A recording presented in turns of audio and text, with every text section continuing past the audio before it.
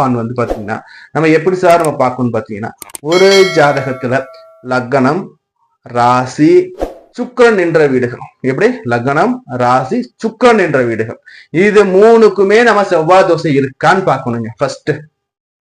அதாவது வந்து லக்னத்துக்கு லக்னங்கிறது உயர், ராசிங்கிறது உடல், ஒரு திருமணத்தை நடத்தி வைக்கக்கூடிய கலஸ்திரக்காரகன் சொல்லக்கூடியது பார்த்தா அந்த சுக்கிர பகவான்.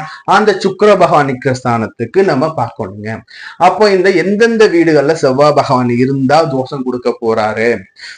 பாத்தீங்கன்னா 2ஆம் இடத்துல, லக்னத்துக்கு 2ஆம் இடத்துல செவ்வாய் பகவான் இருக்காரா? தோஷம் இருக்கு. லக்னத்துக்கு 4ஆம் இடத்துல செவ்வாய் பகவான் உட்கார்ந்துருக்காரா? தோஷம் இருக்கு. லக்னத்துக்கு 7ஆம் இடத்துல உட்கார்ந்துருக்காரா? தோஷம் இருக்கு. 8ஆம் இடத்துல உட்கார்ந்துருக்காரா? தோஷம் இருக்கு.